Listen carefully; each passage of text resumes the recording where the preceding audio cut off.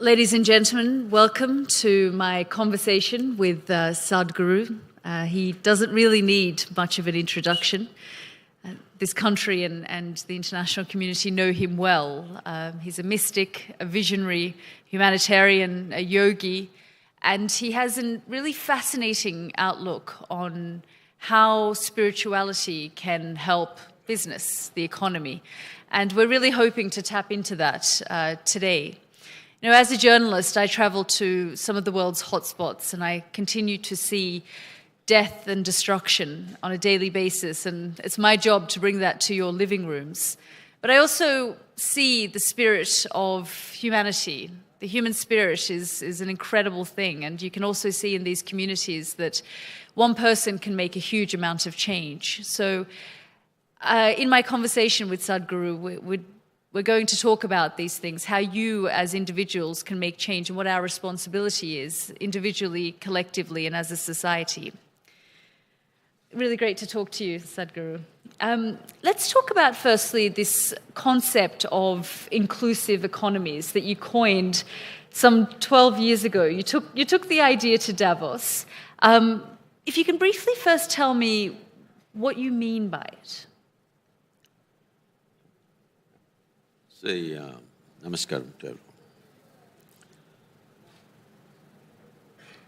When you run a business, whether you make safety pins or computers or cars, somewhere the fundamental intention is you want to sell your safety pin to just all the 7.3 billion people.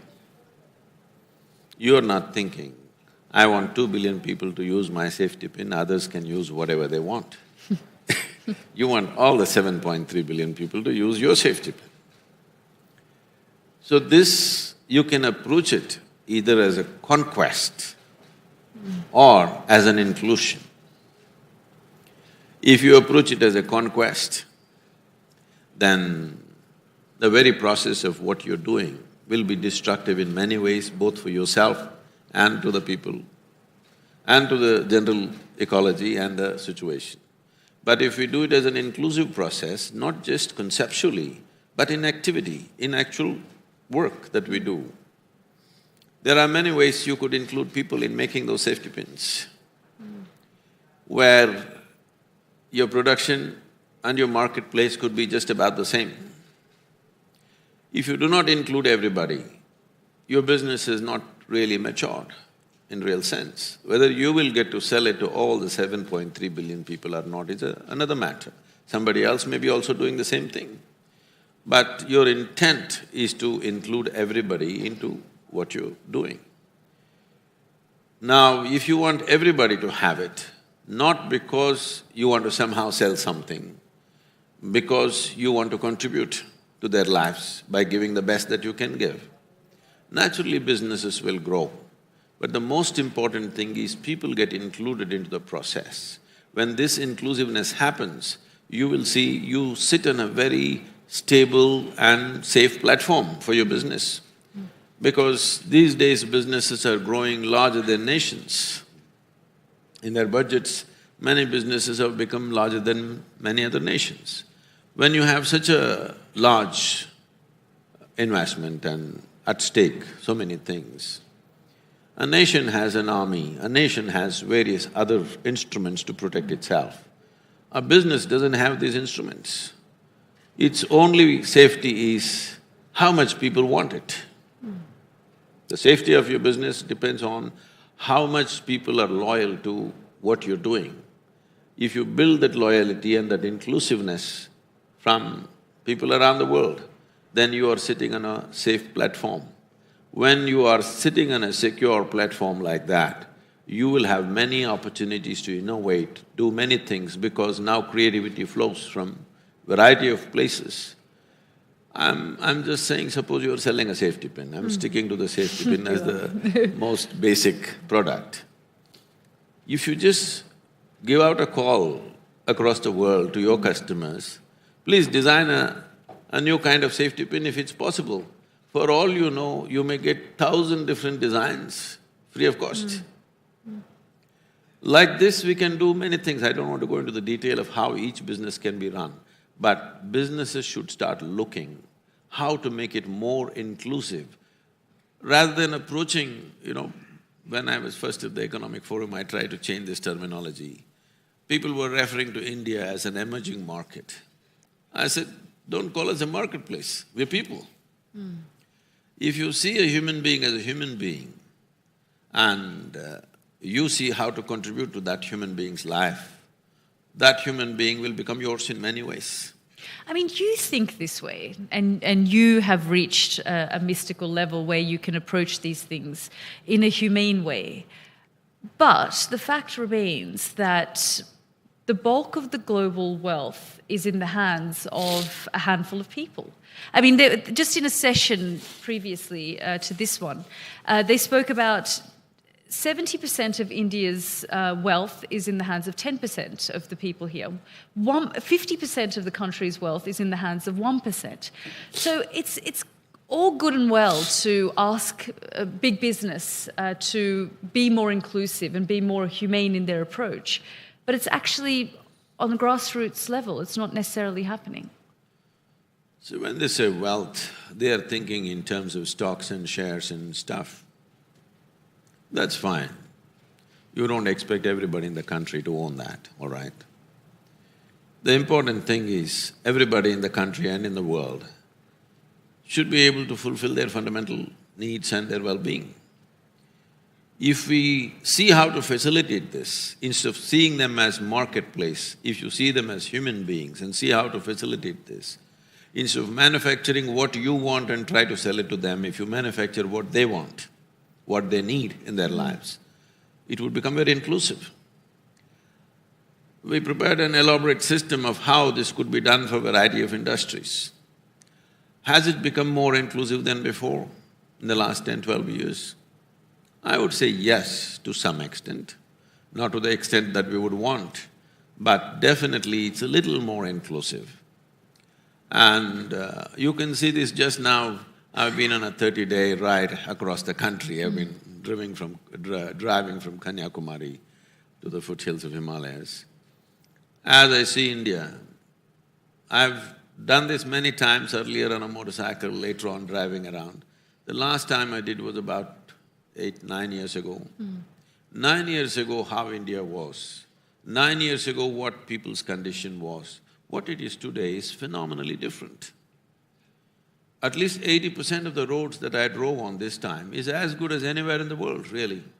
Only one thing is, the road is good, once in a way an odd guy is coming on the wrong side. I think he's an American guy. I mean, you're right, and we often report, internationally about India's growing middle class and that people are becoming more affluent. But equally, do you think in a technological age, it's also creating resentment in this country as well, where you can see that someone has the latest iPhone, for example, or they have the best job, they have more access to information now, that perhaps it's creating more of a resentment, especially with this current generation? The resentment could be there in certain segments of society or in certain people. Individual people will be resentful for so many things. Within a family of 4 or 5, one person will be resentful about somebody else within the family. So unfortunately, human beings are still like that. But I don't believe your resentment is rising. Aspirations are rising. I don't think resentment is rising. It is just that, as we were talking, every small thing is reported. Every small thing comes into your sitting room, so it looks like everything is going up. But believe me, the world is more peaceful than it ever was in the history of humanity. And the number of people, the populations have multiplied, but still our violence is not multiplied. Still there are things which must end, that's a different matter. But today, if 10 people die somewhere, the blood pours into our sitting room because of you. It's true. We do, I mean, because people have access to so much information, death and destruction has always existed. In fact, less so now, I would say, but because we are able to instantaneously give people that information. They see it immediately. At the same time, there are so many tools or technologies to express your resentment. The moment you feel something, immediately you're on the Facebook. If it was if it was 25 years ago, by the time you walked home, it would be gone. But before you go home, you already texted 1,000 people and they said so many things, and by the time you go home, this resentment is multiplied into 10,000 people. So, which was not so earlier. You got upset about something, you had physical activity to do. By the time you walked home or reached your workplace, normally it would be gone. But today you try to express it. But at the same time, what I see is, I'm seeing one thing among the kids. Because they're so exposed to so many things which we were not exposed to when we were children, there's a kind of a wisdom about them also. They're able to take these things with a certain kind of a dispassion about a lot of things. We grew up at a time where always people around me and myself, we were always talking about a revolution, the times of Che, you know. But not today. Today people are talking about their aspirations. They're not thinking of large-scale disruption of present situations to achieve something. They're seeing how to exploit the present situation to fulfill their aspirations. In our time, we did not think of our own self-aspirations. We thought everything, the whole system has to change, this has to happen, that has to happen. I see from that hot-headedness that we were as youth, today I think they're a little cool, and I think the terminology has changed. See, when we were young, if something was really good, we said, oh, it's hot. Now they're saying it's cool. But, I mean, we are seeing fractures globally in the international community. I mean, there's been so much discussion around the election of Donald Trump, you know, why that happened. With Brexit in the UK, why that's happening. With the migrant crisis, with people being pushed out of their homes and communities, and conversations about far-right movements in Europe. Do you think attitudes globally are hardening? You talk about the revolution of your time and people are more cool now. But from the experiences that I have reporting in these places, that I sense that attitudes are hardening and people are identifying more now. There's more sense of identity politics. I think we have, in the last couple of decades, we have overdone this political correctness too much. People are sick of it. Trying to be right about everything, not looking at what people's needs are, but too much political correctness. Every word that you say, you have to say it in a certain way. This has led to a certain level of frustration, particularly in the United States. Now, they're trying to protect their rights because they feel threatened. The majority communities in various nations are feeling little uncomfortable because they feel slowly it is being taken over. Whether it's real or it's just perceptional, it doesn't matter. But this feeling is strong. It is strong in India also. Because constantly talking minoritism, people feel uncomfortable. What's going to happen to us? So, we must understand this. Minorities have always stuck together. And because of this, politicians have played these games because minority votes are the only things which come en masse. Majority votes will never come en masse. So they always focused on them, gave them better things, to such a point, I must tell you this is shocking, but it happened in this country. Our former Prime Minister said, the first access to all resource must be to the minorities, particularly to the Muslim minorities. You should not say such things. Even if you intend, you should not say such things. Why did you find that shocking? How can the nation's resource belong to anybody? Even if you say it must belong to majority, it will be shocking for me. I'm not saying it is shocking because he pointed at a particular community. I'm saying it's shocking in a democratic country, which is a secular nation, that you think it should belong to one particular segment of people is wrong, whether it's majority or minority. So when you make these kind of statements, postures and positions get hardened by other people to protect their own interests. What is economic will take on a religious, hue altogether. It's essentially an economic issue, but it will take on a religious tinge. Once it takes on a religious tinge, everything becomes uncontrollable. Do you think that's a result of a lack of leadership? Do we have a global lack of leadership at the moment? There is lack of leadership in a certain way, but at the same time, we need those kind of leaders only when we are in crisis. Rest of the time, we just need a CEO to manage the nation. Only when you have to lift a nation out of some pit, then you need that kind of an inspiring leader. Rest of the time, you don't really need that kind of leader.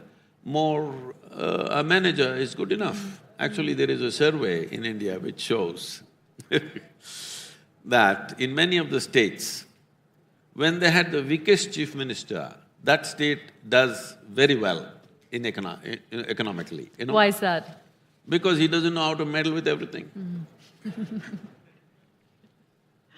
So do you find, I mean, you've raised the kind of, the previous Prime Minister, did you say the previous Prime Minister said… One of, a former leader talking about, incentives going to certain communities.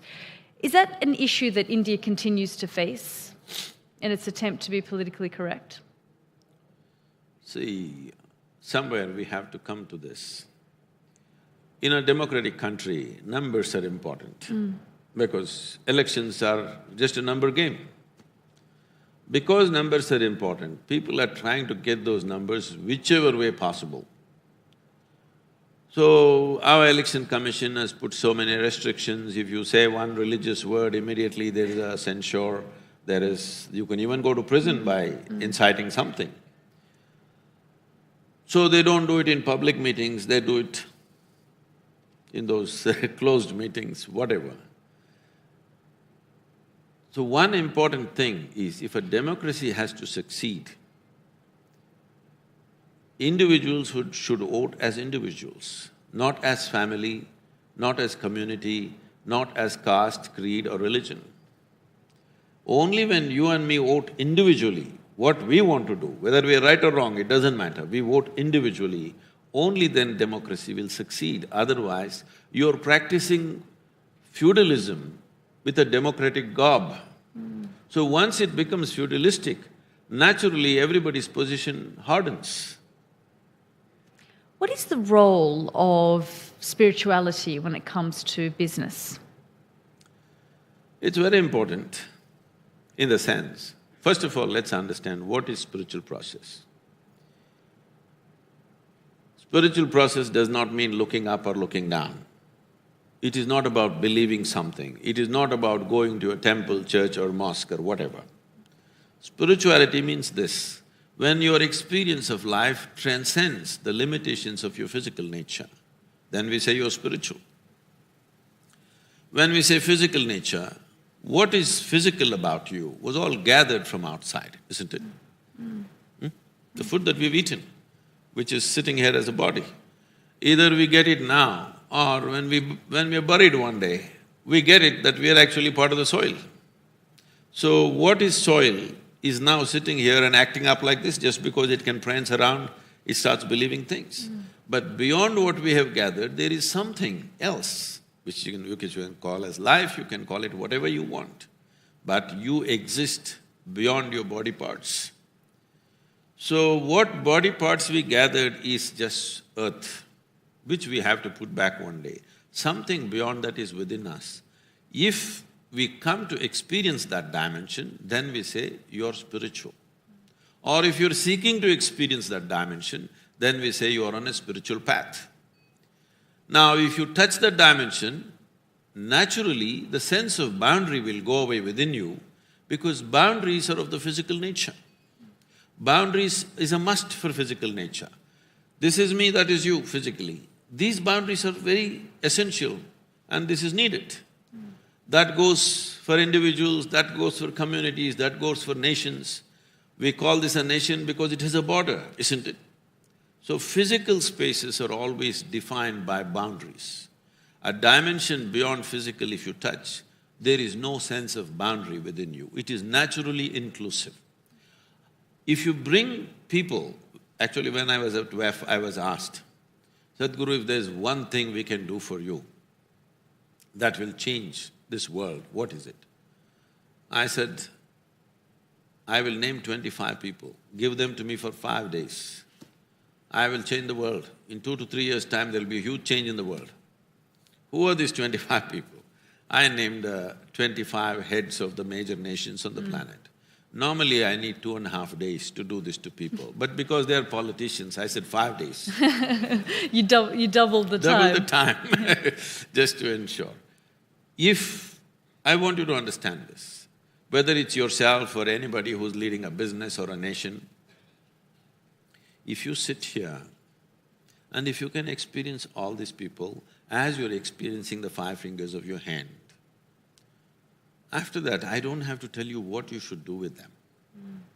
Once you have experienced something as a part of yourself, then everything that you do will be an expression of that. So if you run businesses like this, if you run nations like this, it'll work. How is this possible? Very simple.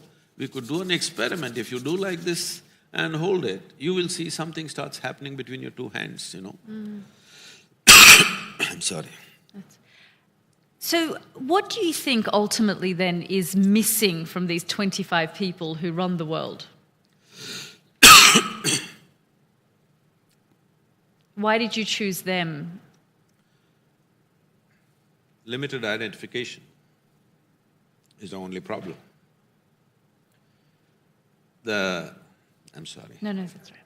Sadhguru has a slight cough and cold, so he's asked me to bear with him. See, these people could have experienced when they're very joyful or loving.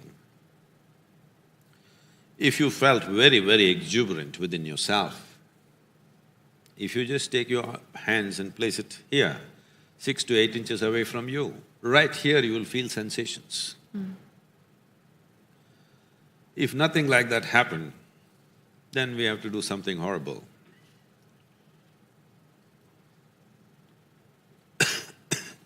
I'm sorry. You have heard this, somebody lost their leg or hand, though the physical leg was lost, the sensory leg was still there, they could still feel the sensations, it's called a phantom leg or a phantom hand.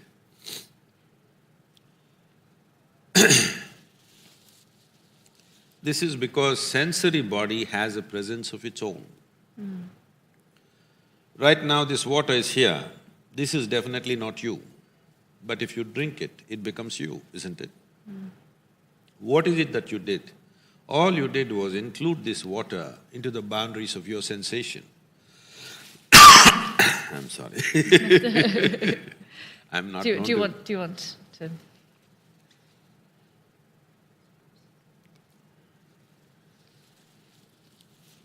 Nobody ever sees me unwell, but No. Oh, that would be great. Yeah.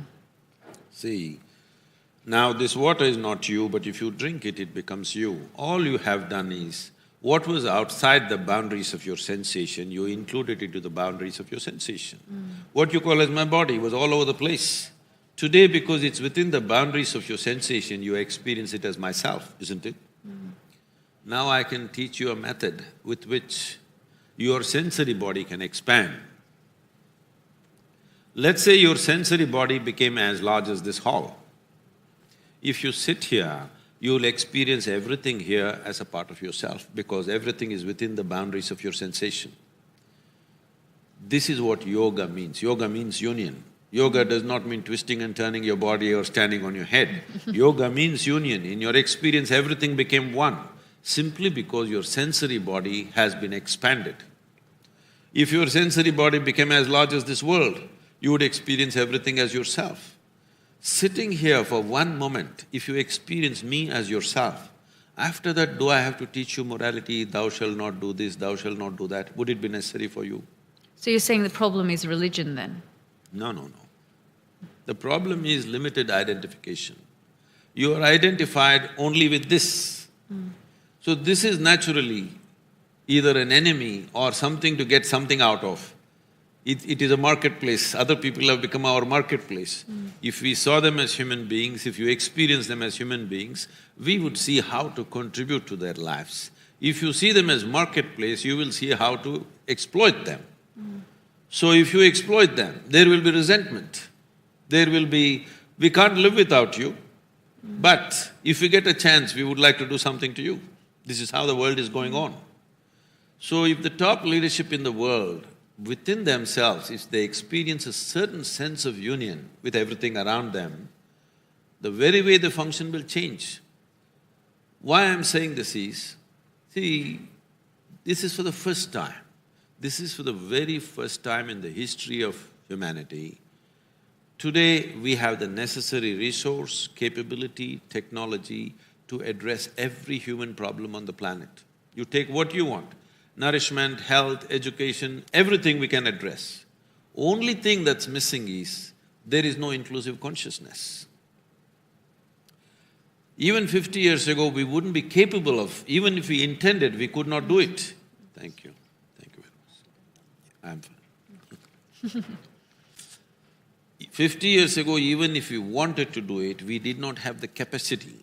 Today we have the capacity and we are not… if we don't do it, that I call it as a crime against humanity. If we are not capable of it, that's different.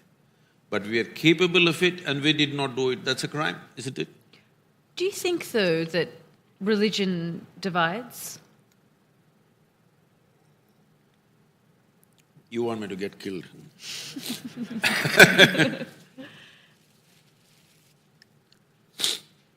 See, the moment you believe one thing, you must understand this. Why do you believe something?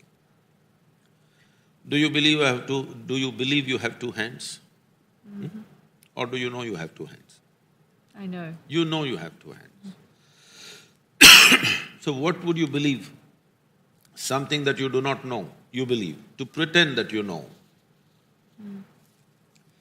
If human beings understand the immensity of not knowing, immensity of seeing, I do not know. If you see, I do not know, only then the possibility of knowing opens up in your life. But now what we have done to humanity is, whatever you do not know, you just believe it. So you believe one thing, I believe something else. Today we are nice to each other, but when my belief and your belief comes to a competition, then we will kill each other. Do you think religious men, people in positions of power that others follow, exploit that? I wouldn't say they exploit that. They are also victims because they also believe. First of all, belief means this: you don't have the courage to admit something that you do not know as I do not know. What is your problem? What I know, what I do not know, I do not know, what is the big deal about it? But that one thing humanity is not able to come to terms with is, they are not able to live with I do not know. But I do not know is a tremendous possibility. If you are in a state of I do not know, your intelligence is at its peak. The moment you think, I know, then stupid things start happening out of you. So we have gotten human societies into this, that everybody has to believe something. It's very important we bring up our children in such a way that they become sincere enough. What I know, I know. What I do not know, I do not know. What's the problem with this? But then, there'll be no religion. How would you feel about that? Huh? How would you feel about that?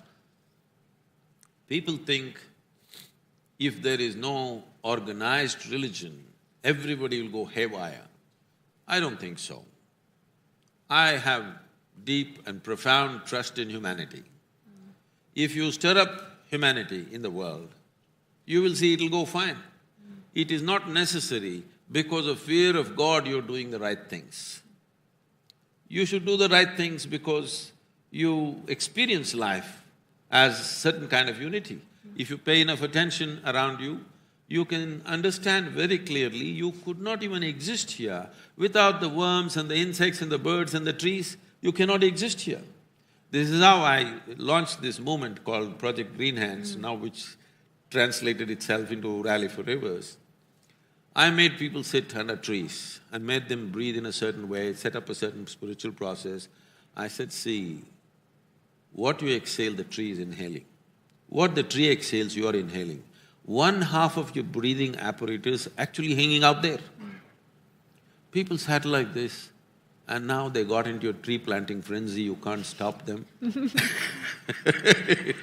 32 million trees, they've planted living trees in Tamil Nadu, where it's changed the landscape. You can't stop them anymore because when they see a tree, tears come to them. Because there is a sense of union. So, our best insurance is our humanity, not from somewhere else and impose law upon ourselves. Instead of stirring up humanity, we are trying to make people believe all kinds of things. The moment you believe one thing and I believe another thing, conflict is just a question of time. I mean, you spoke about the trees and people now planting all these trees. You've used the connection that you have with people and the fact that they follow you in a positive way, but we've also seen men of God, God-men, gurus, religious men use it to exploit people. Just recently we had a case here in India. See, unfortunately, corruption has seeped into every sphere of life.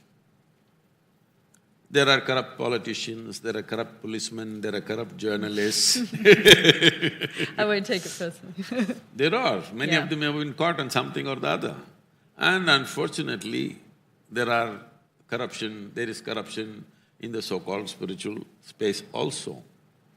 So this is a more fundamental problem than being associated with one particular type of activity. It is there everywhere. But in this sphere of life, maybe it's more stark and more painful because this is a sphere of life which runs on trust.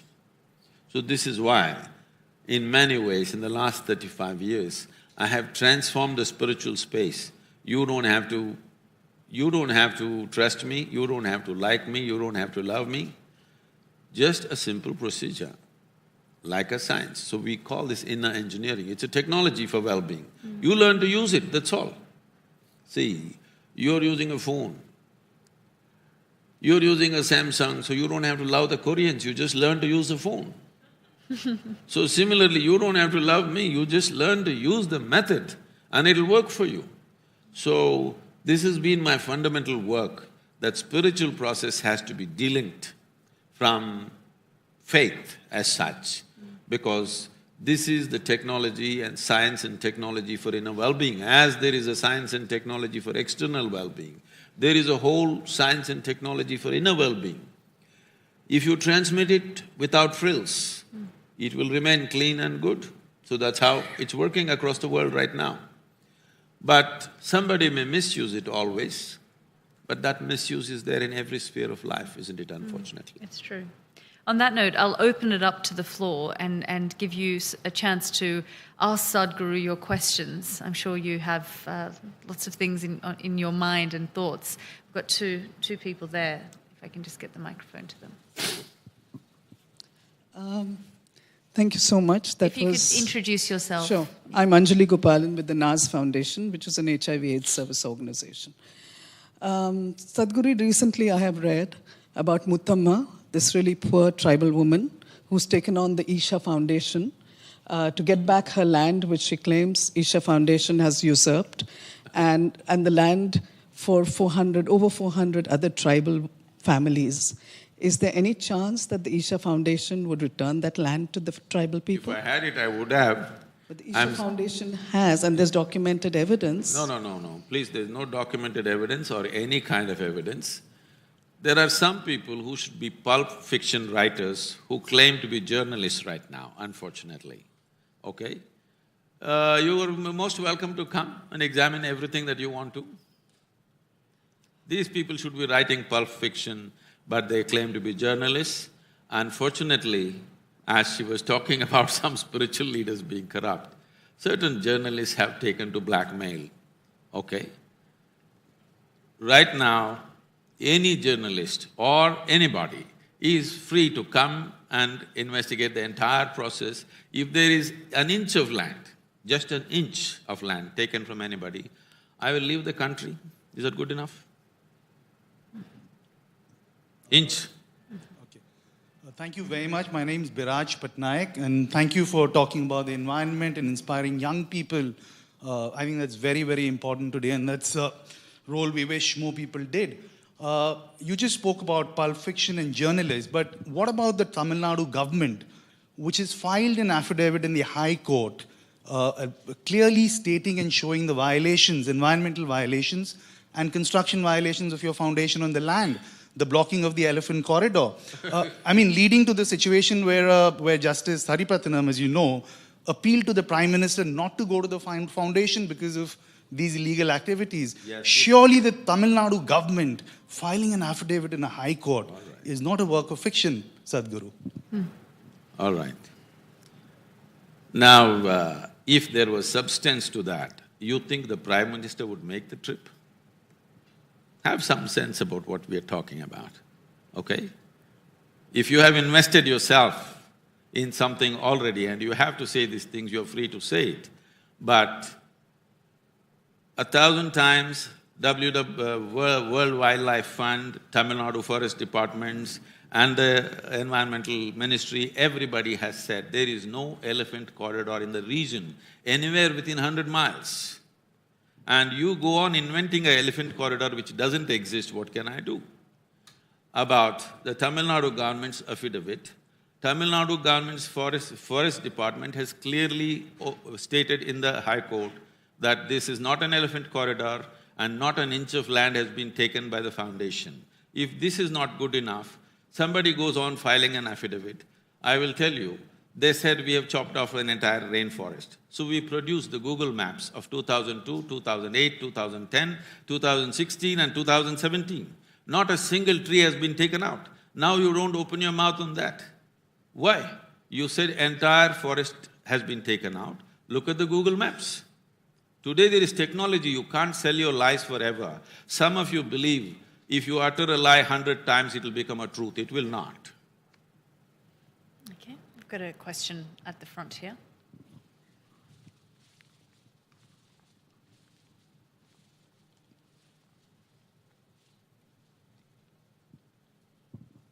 Sadhguruji, namaste. So I think the work we do with our firm is kind of infringing with your inner engineering because we are trying to potentially put 3D printed organs into people. So that's again inner engineering, giving someone a new life. So again, to keep it serious, sir, my question is on the lines of the work you're doing with Rally for Rivers and again steering up the Indian youth's enthusiasm to kind of go out there and create positive change. Where do you see this going forward? Now it's Rally for Rivers. Do you see yourself being an advocate for much bigger changes? And do you see yourself as being someone as a change maker who can drive the Indian youth towards creating positive change in this country? I'm interested in you, whether you're young or old, okay? Not just for the youth. About Rally for Rivers, we have presented a draft policy recommendation to the government. Now it is going to the state governments. We have put it online for the media and others, and we are also sending it to all the top environmentalists in the world, in case they can contribute something. But the important part is, largely, all the states have agreed upon the policy. This was the biggest hurdle, because it's a concurrent subject between the center and the state. And they could never get the states to agree because there are various political parties. Now all the political parties, we brought them to concurrence that they have agreed to how the rivers should be treated as such, which is a major step because concurrence has come. This makes it easy for the central government to go about the policy. It will definitely become a policy in a short while. When it will become a law may take some time because there are many social and other kinds of complexities in implementing this, but we want to set up large-scale modules which are economically successful to prove to the farmers this new way that we're talking about will work out to their advantage. Without setting up an economic success, We don't want to push it. Once it's an economic success, I think it'll go like a revolution by itself. Great. Yeah, two here.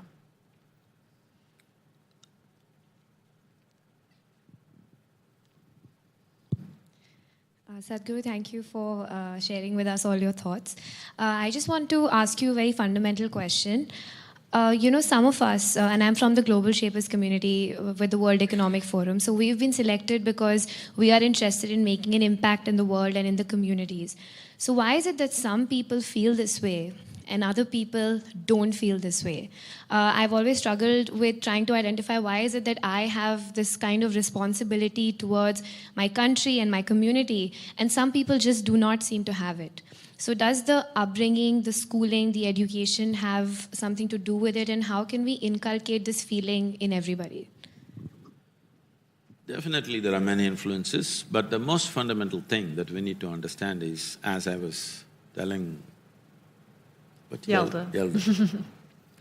Is it's a question of identity. What are you identified with?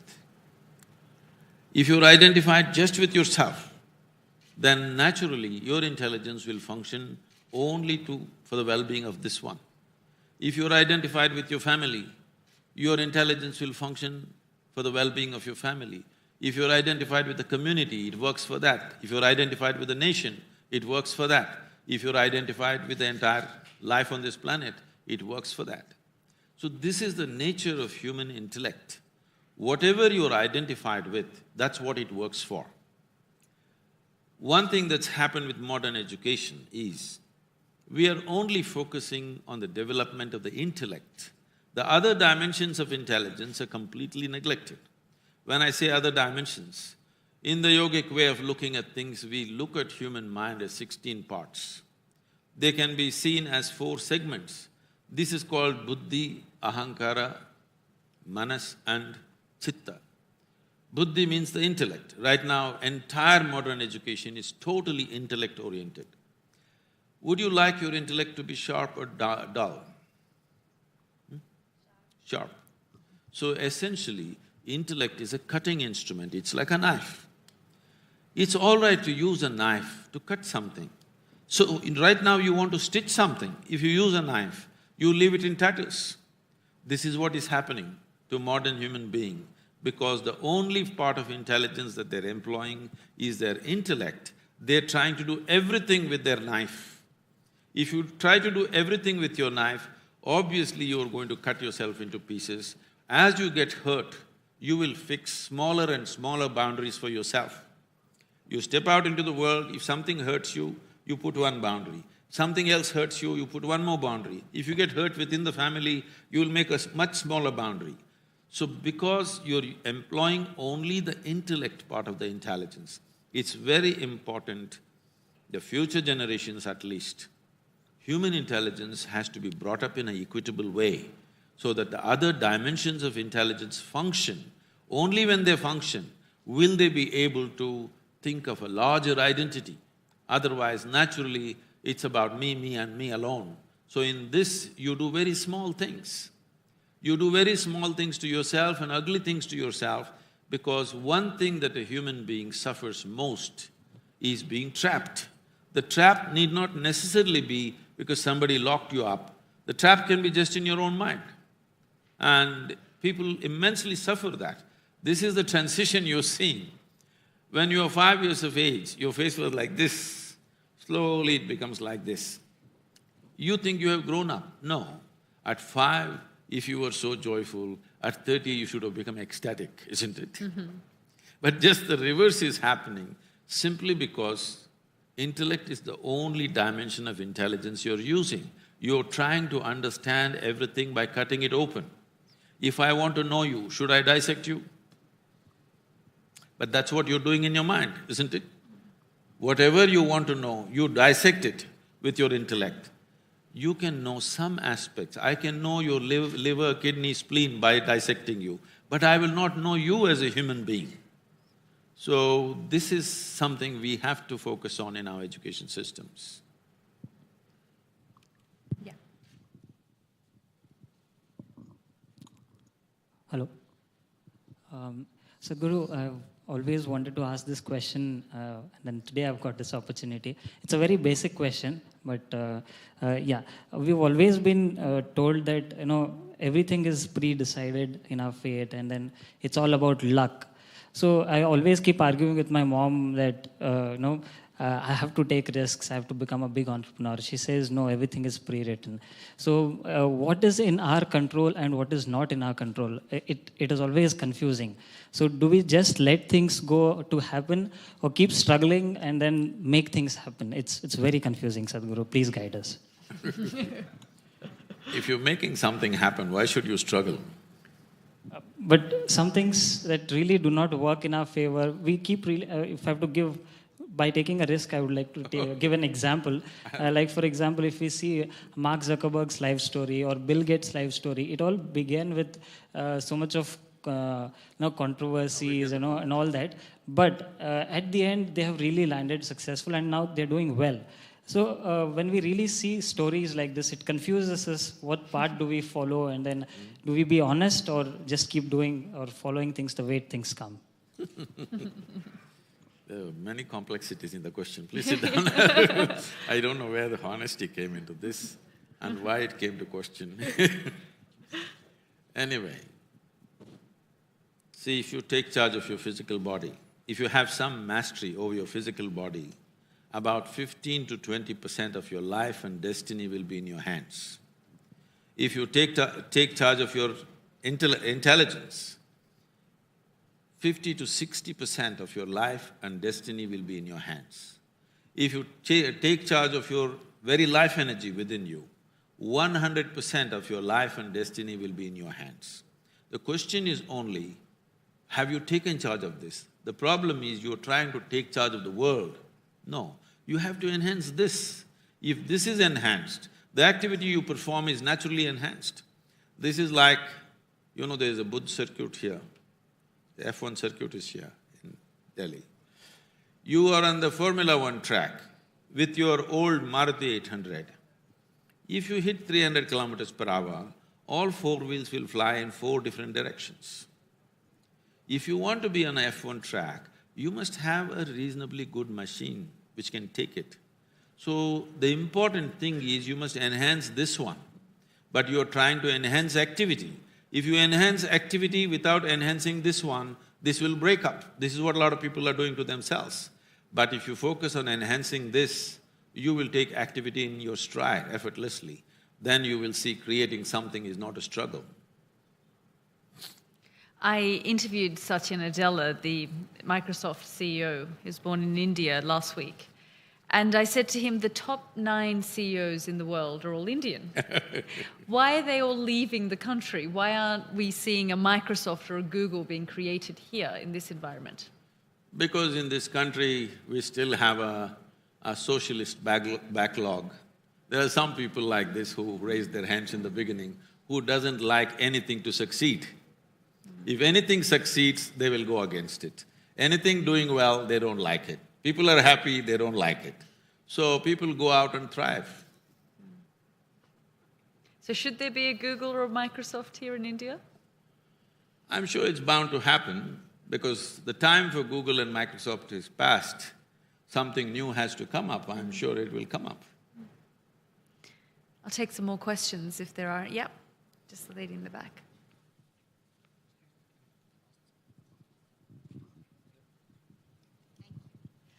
Namaste Sadhguru, my name is Ninna Claire and I'm in Business World. And I was just wondering that this inner engineering program that you're talking about, can it help people with psychological problems as well? Already manifested problems? See, it depends.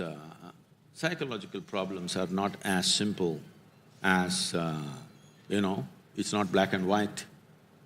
There are too many shades in between. So, all psychological problems cannot go under one banner. It is… every individual psychological problem is very unique. If there is no one solution for all of them, some of them are pathologically embedded in their system, which is not easy to handle. Many are induced because of the situations and the challenges that they face in their life. Those can be easily turned around. people who have become psychologically imbalanced because of situational pressures upon them, we can definitely turn them around.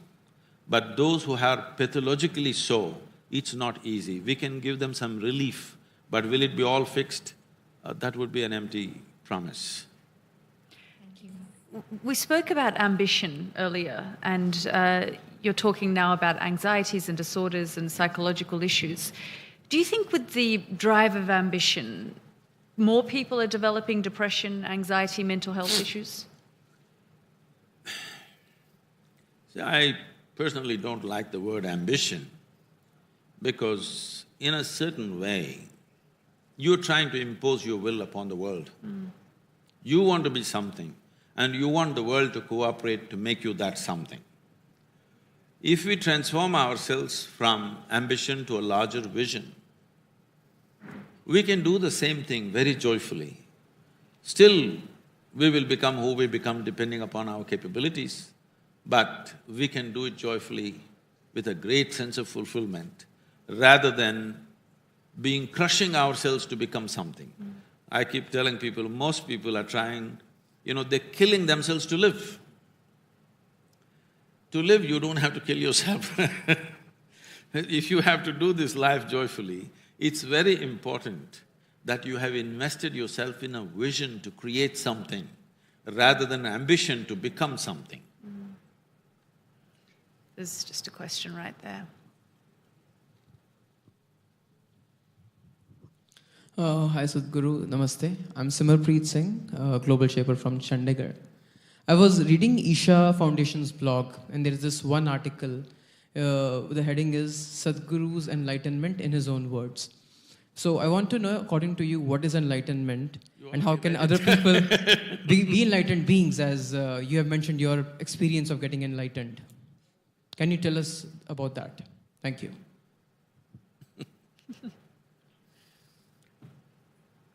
The blog didn't tell you. He couldn't figure it out on the blog. Let me put it technically, because there are so many glorious explanations about what it is. As I was speaking earlier, see, when you sit here, your experience of yourself is largely physical, isn't it? If somebody next to you pokes you, will you say, don't poke my body, or will you say, don't poke me? Don't poke me, isn't it? Because your experience of the body is myself. But is it true, this body is something that you accumulated over a period of time? Yes? What you accumulate can be yours, can never ever be you, isn't it? Whatever you accumulate, it can be yours, it can never ever be you. Right now, as I'm speaking, I say, this is my cup. You will think, oh, Sadhguru has some problems. But let's listen some more because everybody says he's wise. After some time, I say, this is me. Then you'll say, let's go. Because this is sheer madness, isn't it? Something that you acquired, you think is you, isn't that madness? So right now, that is the madness. What you accumulated, you think it's me. The day you're free of this madness, we will say you're enlightened. Experientially, not intellectually. It's quite difficult to get to that stage, you would know. It is not difficult, it is just that it's in a different direction than the way you're looking right now. When I say the way you're looking right now, can you see me? Yes. Use one hand and point out where I am. You got it wrong, Elder. Are you everywhere? Is that what you're trying to say? This light is falling upon me, reflecting, going through your lenses, inverted image in the retina, you know the whole story. So where do you see me now? Within yourself. Yeah. Where do you hear me right now? Within myself. Within yourself. Where did you see the whole world? Within yourself. Have you ever experienced anything outside of yourself? Your pains and pleasures happen within you. Your joy and misery happen within you. Your agony and ecstasy happen within you. Even light and darkness is only happening within you, isn't it? But what about the pain that others inflict on one another and the suffering. When was the last time somebody poked you with a dagger? I was actually in Mosul 3 weeks ago, and I saw a lot of people poking each other with all sorts of things. See, when you say the pain that other people inflict, if it's physical, this is what the issue that he's raised now. If your experience is such, if you sit here, that you clearly, experientially know, you clearly know this cup is not me. Similarly, if you know, not because you're thinking about it, simply you know this body is just one more acquisition of mine. You will keep it well, you will use it well, but just because this is not me, I'm not going to break this. I'm going to keep this well because it's useful to me. If this is so, you will see you will be completely free from various things that normally people suffer. Just now, I've been on a 30-day ride across the country. All the other drivers who were driving with me, they have spare drivers. I have no spare driver because I am supposed to drive every kilometer. Daily I'm driving 12 to 16 hours a day. And in these 30 days, I did 142 events. Events like this. And some of them are very large events with 25,000 people. And 186 one-on-one interviews. That means when I'm driving, most of the time, arrangements were made in the car for microphone, camera, everything. Continuously I was talking through the day and night and driving. Driving on Indian roads like that is not easy to do, okay? What is it that keeps you going? It's just that if you have a little space between yourself and your body, suddenly you will see the limitations of the physical does not rule you anymore. So is it easy or difficult to get there? It is not difficult, it's in a different direction. See, right now when you say, where am I, you say, you point the finger here, but actually in your experience it's happening within you. If you were conscious of that, you would clearly understand all experiences within you are created by you, maybe unconsciously, but it is created by you. Everything that happens within you happens because that's the way you're doing it. So this is why in this culture we said, the way you're experiencing your life is your karma. The word karma means it's your doing. Today it's been misinterpreted, they think it's a fate. It is not a fate, it's the most dynamic way to live. When we say your life is your karma, it means your life is your making, 100%. Why is it then that the majority of the 8 billion people on our planet follow the other path and not this path? If it's not difficult? You're counting me out, unfortunately, as if I don't exist. See, because people have begun to live in such a way that their involvement with life is very superficial. They're busy making arrangements on the outside. They have not paid enough attention to the life that they are. But if you want to really live well, you must understand the mechanism of what this is, isn't it? Suppose you buy a phone. If you don't read the user's manual, will you be able to use it well? I'm asking, this is the most sophisticated gadget on the planet, isn't it so? Yes. Human mechanism. Is there a better technology? This is the technology. Have you read the user's manual? So if you understood the user's manual fully and learned to use it that way, then that's enlightenment in a certain way. We've got time for one more question, if anyone has something brief that they'd like the opportunity to ask Sadhguru. Anything, yes?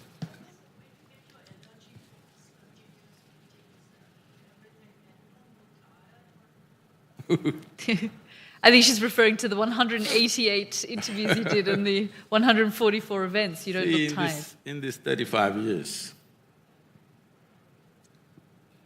my average sleep has been anywhere between 2.5 to 3 hours per day. Because right now you check my pulse and see, because I have a cold and things, it's a little up, it's around 52, 54 in that region. But if I'm well and if I sit in one place, it'll settle down to 36, 34 in this range. It's going at ease. If everything is going at ease, then there is no stress of doing something. It's very important that human beings first learn to work upon themselves before they meddle with the world. If this one thing is done, then you will do the right things with the world around you. Because if you do not even know how to treat yourself well, how will you treat other people well? If you don't know how to bring well-being to yourself, how will you bring well-being to other people? It's not going to happen, it's just talk, empty talk. I was in a peace conference, international peace conference. 42 Nobel laureates were there. One after another, belting out long speeches, mostly read from paper. They don't even look up, they're just reading pages and pages. Then when my turn came, I asked, it's so much talk about world peace. How many of you can genuinely put your hand on your heart and say that you have a peaceful mind? Your mind is peaceful. They were very honest. They said, no, we are not peaceful, but we want the world to be peaceful. See, the world is very peaceful, minus the human beings. World is fantastic, minus the human beings. It's only what is happening in the human mind, a larger manifestation is happening on the street, which is looking ugly. Otherwise, tell me what's wrong with the world. If you and me are not here, the world is just fine, isn't it? So, we do not know how to bring balance to our own self, but we want to do that in the larger world. It'll never happen. We have to understand this. What you see as a world is just a larger version of who we are. If you don't fix this, we can't fix that. Do you predict that will ever happen? Because we're seeing a more divided… As we realize how small the world is, we're also creating more barriers and divisions. I'm not somebody who thrives on predictions of any kind. I don't like predictions, because predictions are made from the cold facts of today. Predictions don't take into consideration what's beating in the human heart. Human beings are aspiring to do something about themselves like never before. And today, I keep joking with people, I say, see, I'm the greatest guru ever in the history of humanity. They'll look at what happened to Sadhguru, he's becoming Mike Tyson or something. This is because when a Krishna came, when a Buddha came, when so many other great beings came, if they spoke, hardly 50 people could hear them. Today I can sit here and speak to the entire world. This was never before possible thanks to the technologies. So today this is possible. This is also possible that we could make the world meditative, very much possible. And for the first time, we are touching that many number of people as we would have never done before. So is it a possibility? Definitely. Will it happen right now? Not necessarily. But in our lives, if we do not do what we cannot do, it's not a problem. In our lives, if we do not do what we can do, we're a disaster. So, it's my wish and my blessing that none of us should become a disaster like that. What we can do must happen. What we cannot do. On that note, I'd really like to thank you, Sadhguru, for taking the time to speak to us, and despite your cold as well. Thank you so much. I'm better now. You're better now. Thanks for that.